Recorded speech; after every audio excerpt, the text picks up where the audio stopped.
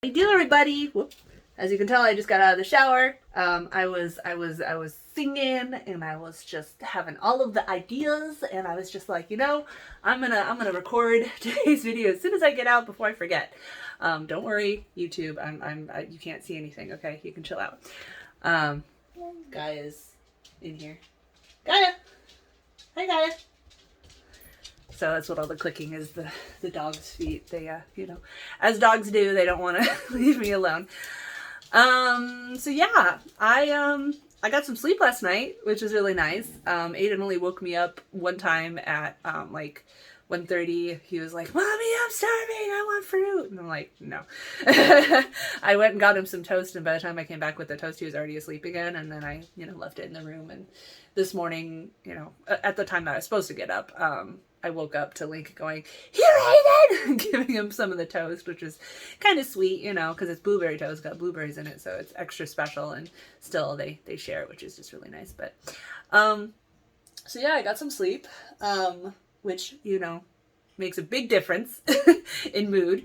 I kind of tell the kids that it's like, if you want nice mommy, you have to let mommy sleep. If you don't let mommy sleep, then you get mean mommy who has a hair trigger as far as like, I don't want to do fun things like go to the park and stuff because I'm just so freaking tired. So if you want nice mommy, you gotta let mommy sleep. So last night, they did. Dad is running the sink, so it's very noisy. Sorry about that. So yeah, I thought that today I would talk a little bit about how to be positive even as the world is crashing around you. Not exactly advice per se, but just like, what I tend to do that helps me. Honestly, yeah, sleep is one of the biggest things to help me not feel so, tired and irritated and depressed and everything like that. I don't know why I'm coughing. I actually feel fine. Matthew started feeling sick again. It's just like, here we go again. Blah. But anyway, yeah, so sleep is a big thing. I know it really sucks when I've had more problems with anxiety than depression, even though why are you moaning? Even though I wasn't really diagnosed with anxiety until 3 or 4 years ago, when I finally found a psychiatrist who didn't talk down to me, who wasn't sexist, wasn't ageist, But yeah, for a long time, as a teenager, I had depression. I was also bullied a lot, which, go watch my bullying video that I put up, I don't know, like a month ago or something, if you want to, why am I coughing? Know more about, what my childhood was like as far as that goes. So, definitely it's like chemical imbalance, made much worse by circumstances. And then it's like, well, chicken or the egg, what came first, the bullying or the depression? And, humans have this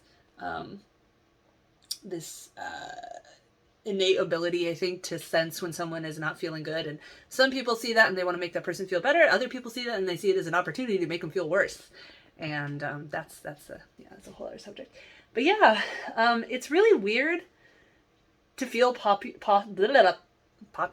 feel positive when never far from my mind is, all the things going wrong, like Russia fucking destroying Ukraine.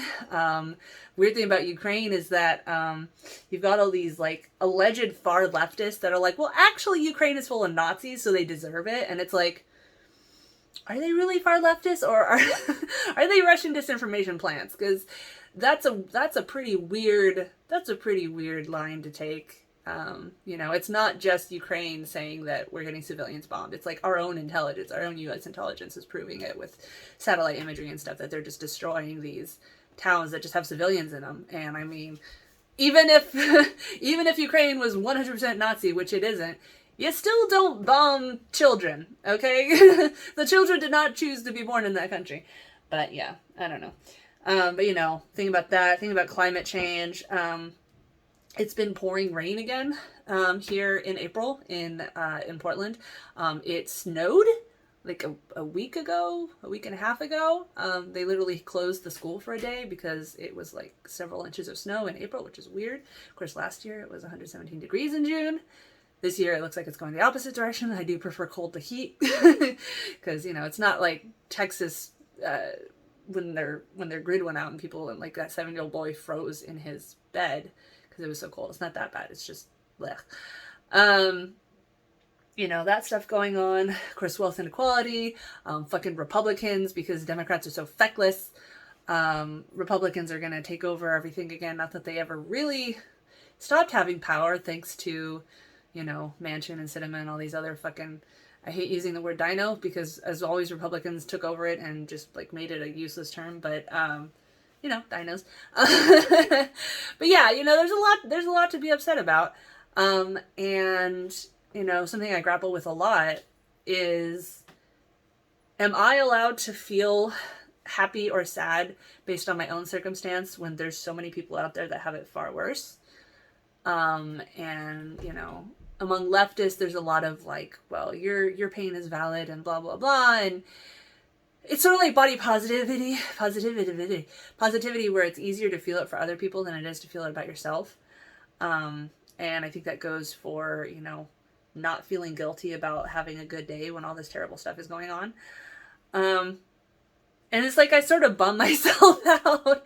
And I know Kenny would be like, yep. Where, you know, I'll be like, oh, I'm so inspired, blah, blah, blah. But all this other shit stuff going on. But then, you know, it also ties into the, is it helpful, like informed versus engaged? Am I helping Ukraine by reading the news every 5 minutes and like, oh, they bombed this child. Oh, like, how is that stopping torture in Ukraine? You know, isn't it more effective to like talk about it?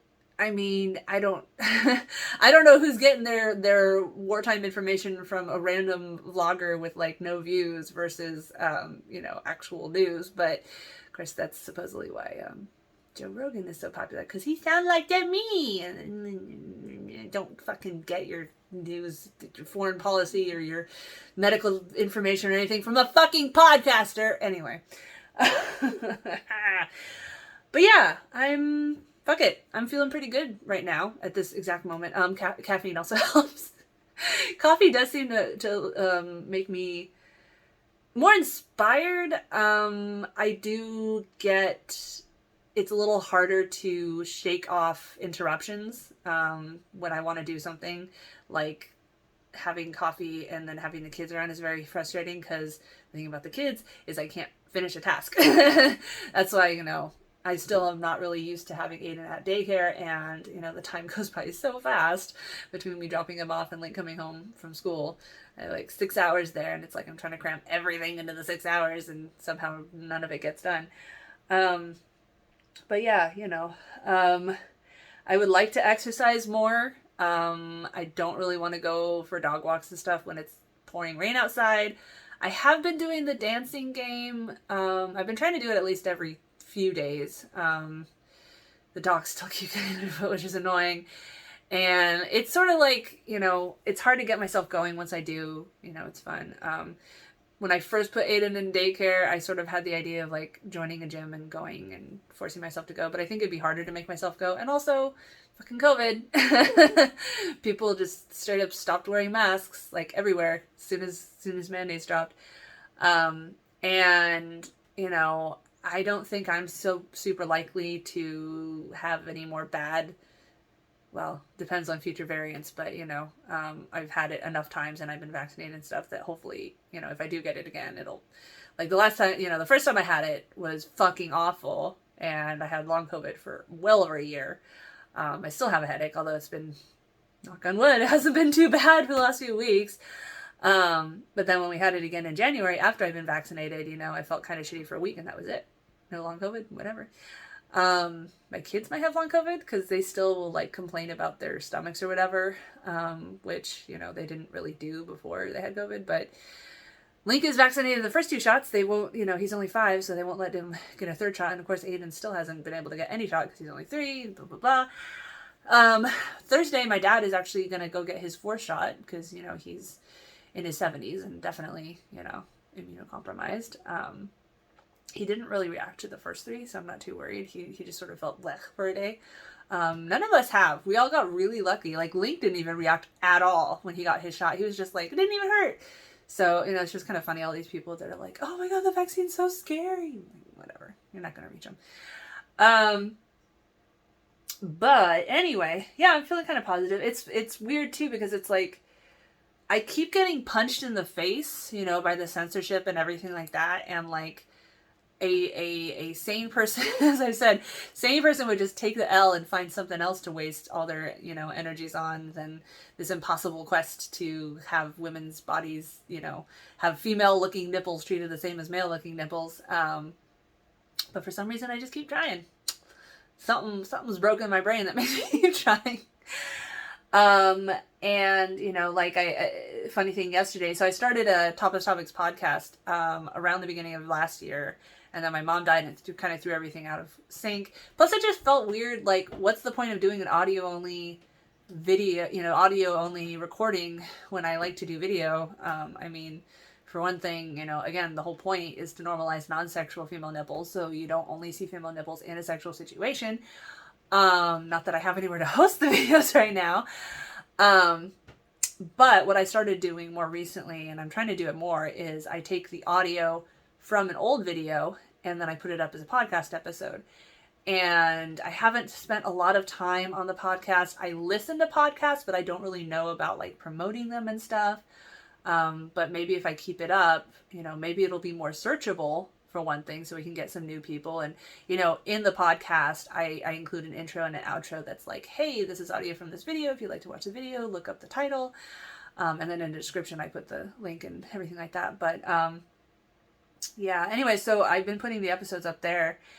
And you can just search Topless Topics Podcast and it should show up, from what I understand, with Anchor FM. They kind of, you just upload the video, put the title, put an image, put a description, and then they post it elsewhere, Spotify and stuff like that. So, I don't know. But, I need to keep up with that. So anyway, Anchor sent me an email that was like, hey, you can enable your account for either like audience donations, or you can, record ads and stuff like that. So I looked into it, and dun, dun, dun, they use Stripe to do it. And if you didn't hear from my last videos or from my social media, Stripe is this financial transaction, whatever, service that like a lot of companies use, like a lot of, even just like, brick and mortar, go in and buy a pizza type places, they all use Stripe. And it's basically so that you can get the money from someone's bank account to your service, or someone's credit card to your service. And I had made an account with them like a couple weeks ago, with the intention of selling those, artistic nude photos that I did as a way to generate money to like do self-hosting and stuff. Because again, my videos, when they're not banned outright, they're all banned for monetization. Brands, first of all, the problem with brand deals is, one, because my content is spread out through so many different accounts, and some of the places like Trom or whatever make it really hard to find any kind of analytics. Plus people haven't heard of Trom, so it's like, it's not like YouTube, they don't have any faith in it. So brands, they think, well, like, why would I pay this person money? They don't have that many people listen to them. And then the other thing is that, what brand is going to want to be associated with the heinous female nipples? Like, I'm basically doing, hardcore porn according to these people. Anyway, so, I was going to try to set up an e-store on my website and sell them. Because the way I've been doing it right now is people just send money on PayPal and like tell me which ones they want, and then I send it back to them through the email, and it's like super cumbersome and everything like that. And so I signed up for Stripe, and I hadn't put a single thing in my store yet. I just signed up for the account, and stupid me, I was honest about it, and I like put my website in it and everything like that. And Stripe immediately replied, like within hours, was like, oh, you're selling porn, you can't have an account with us. And like I went back and forth with them in the email. Basically they rejected my account. I complained about it on Twitter. They DM'd me, were like, oh, we want to look into this, blah, blah, blah. And so they made it sound like they were actually reconsidering it, but then they were like, no, we decided you're selling porn. So I was just like, fuck it, I give up.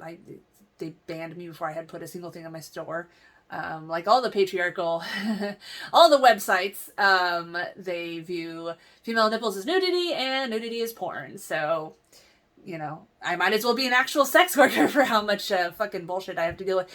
Anyway, But then, with Anchor FM, I was like, oh, well, it's an audio-only podcast. It's literally impossible for me to have visible female nipples anywhere in the content because it's a fucking audio-only. But because they use Stripe, so I emailed Stripe and I was like, hey, you know how you banned me for that store that I never put a single option in? Well, how about unbanning me at least for my audio-only podcast? Again, literally impossible to have female nipples in the audio only, so it'd be cool, but I'm not expecting them to change their mind. They seem pretty fascist. But that's the kind of thing. It's I just keep getting punched in the face, and yet somehow I'm just gonna keep trying. Plans are still going ahead for VidCon. I'm looking at the case rates and, understanding that tests are hard to get and everything like that, so case rates are not going to be that accurate. I'm still really hoping that Aiden will get vaccinated by then, but, at least he's had it before, so he's got some kind of immunity. At least my dad will have his 4th shot, and who knows, maybe my 5-year-old will at least gotten a 3rd shot. But yeah, we'll see. And I mean, if VidCon does get canceled, we can still go down there and just do the rest of the trip. If everything goes as according to plan. So I bought the plane tickets, and I had been waiting to buy them because I was trying to see if the prices went down or whatever. They actually went up. So that kind of sucked. And I've still been checking them, even though I bought them, because I made sure to get the level where you can change it out without any fee, and you can actually cancel up to 10 minutes before the flight and not get charged, theoretically. We went with Southwest just because the baggage policy is nice. Everyone gets 2 free carry-ons, whereas other airlines, it's $50 a bag. And also just, I don't know, I've used Southwest before. So, we would still like to take the train down, but I'm waiting till right before the trip before I get that ticket and then cancel the airplane tickets down there because Amtrak doesn't do refunds, and I already had to fight with them over the last two years that we tried to go because we got canceled, and it's fucking charging full price and not doing refunds in the middle of the pandemic's really stupid to me, but whatever. Capitalism. I sound aggressive, but I am actually still happy. I'm just passionate. Anyway, if everything goes to plan, we're all going to go down together on the 11th, stay a couple of days in Inglewood in Los Angeles because that's where the train shows up. If we take the train at an Airbnb, really cute one, and then go down to Imperial Beach, which is where my dad and my mom, lived for most of their adult lives, and it's where my mom's family is down there, have some kind of funeral wake thing down there for her brothers and sisters and stuff, to have a little goodbye. Also, I'd like to host a birthday party for my boys because their birthdays are going to be right before and right after the trip, so might as well combine them. 4th of July is right in the middle between their 2 birthdays, so it works out. But and COVID rates and costs, depending, I'd like to take them to Disneyland. Of course, I'm going to take them to the zoo. I'm going to take them to the beaches, all these places that I grew up and didn't really appreciate when I lived in tourist capital of the world, San Diego. But it's not tourist capital. It's a pretty chill town. Very expensive though, and getting very hot. So I don't regret moving up here. It would have been nice to stay down there, but I think financially and wildfirely, it's better up here. But and then the wild thing is going to be that, again, according to, if everything goes as planned, my dad and my husband and my kids will fly back, and I will stay by myself in Anaheim for all of VidCon, and then fly back the morning after Disney Day, if Disney Day happens, which is basically the day after VidCon that unofficially a lot of the VidConners will buy a Disney ticket and they'll hang out around Disneyland. As far as the famous people go, I don't think they really do that because, for one thing, almost all of them live in LA. So it's Disneyland is no big deal for them. And plus, lines and blah. But anyway, and my friend who is going to be, I'm going to fly him out here to watch the dogs the first week and a half, is going to stay on for that week to help my dad with the kids because Matthew's going to be at work. I'm nervous about that because my kids are fucking intense.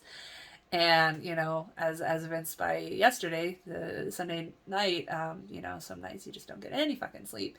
But, I'm paying him to watch the dogs and everything. And it's you don't need to do anything while you're here. Just be here so the dogs don't go crazy and be on hand to, you know, because like the kids will be at daycare most of the week anyway. So basically, he's just here to help out. Yeah. But anyway, I'm looking forward to it. I'm trying to temper my excitement with the knowledge that, as we found the last 2 years, you know, this pandemic is not over.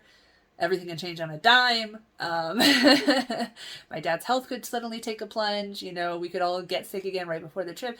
Like, so many factors that could go wrong. But, you know, it's like apocalyptic thinking, where it's like, oh, this will happen, and then this worst thing will happen, and this worst thing will happen, and then you know, I'll be alone on the street, blah blah blah.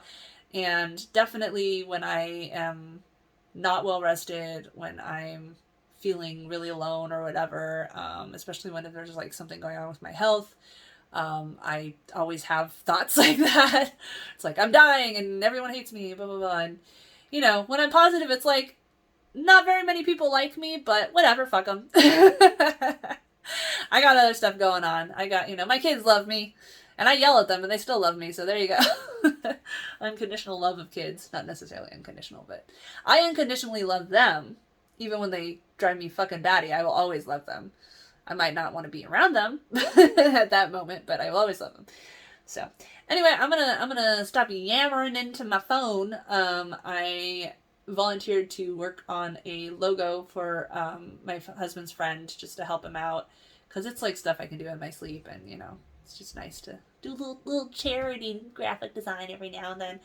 And then I'm supposed to talk to my web developer friend later today and revisit the idea of like, what do I need to set up self-hosting? How much do I need to pay? What services do I need? Does she have the skills to set it up? Stuff like that. Because I have so many ideas. I have already filmed interviews that are finished and ready to go. I just don't have anywhere to upload them. And I have all these like future video ideas. Like I watched all of Bridgerton with my dad recently, and I wanted to do an interview, not interview, but like a conversation with him, like about his opinions on it. And of course, like people were like, how can you watch a show with sex in it with your parents? It's like, how can I watch a show with gore and violence? Nobody ever asked about that. And then I was thinking a follow-up question to that could be to do an interview with my dad where we talk about like, when do you introduce your kids to sexual education? Because, you know, there's this whole thing going on with Republicans where like their whole book banning on like anything that mentions LGBTQ or intimates sex. Like, I don't even know. Like, you could have a book about birds and bees, literally, and they could still say, like, it's so wide open to interpretation that anything that they don't like, they can just, you know, and now they're not just doing school libraries, now they're attacking public libraries. Of course, they don't seem to realize that the more you ban something, the more it makes people be like, huh, what is so interesting about this that they're banning it? And hello, internet, they can find that. Stupid Republicans. Or like, I don't want to, spoiler alert, season 1 Bridgerton, like half the plot is that the main girl, her mom like never told her what sex is, and so she goes into this marriage like basically being gaslit because she doesn't know what sex is, so she doesn't know how babies are made.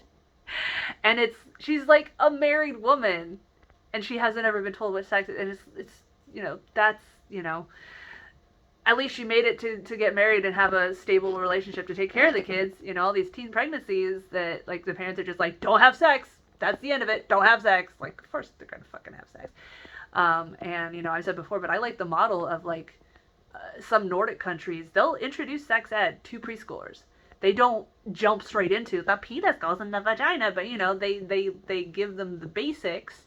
And then as they get older, they give them more detail or whatever. And I mean, that's the model I take with my kids. You know, I'm very like, if my kids want to know about something, I tell them. And guess what? They don't fucking care at this point. Like, they'll ask me, like, how are babies made? And I'll start telling them, and like 30 seconds into it, they're playing with their toys. Like, it's not like I tell them and it's like, oh, my 5-year-old knows how sex works. He's going to run out and have sex. Not like, what are you afraid of with your 5-year-old knowing how babies are made? What do you think is going to happen? Like, but, you know, same people that are terrified if they teach their 5-year-old how babies are made, they're going to run out and have sex, are also the same people that think if 5-year-olds see boobs, they'll I don't know. What? I don't know. What are you afraid of? What? Why are you so terribly afraid of female nipples? What do you think people are going to do because they see them? If someone sees female nipples and starts masturbating, it's not the part. It's not the part of the. It's not the fault of the person with the boobs. It's the part of the dude that's like, I'm gonna go whack it. Like, fucking whatever. Yeah, I'm gonna shut up now. Hope that everything, that I go to VidCon and stuff, and hope that fucking something happens to stop Russia finally from fucking murdering Ukraine.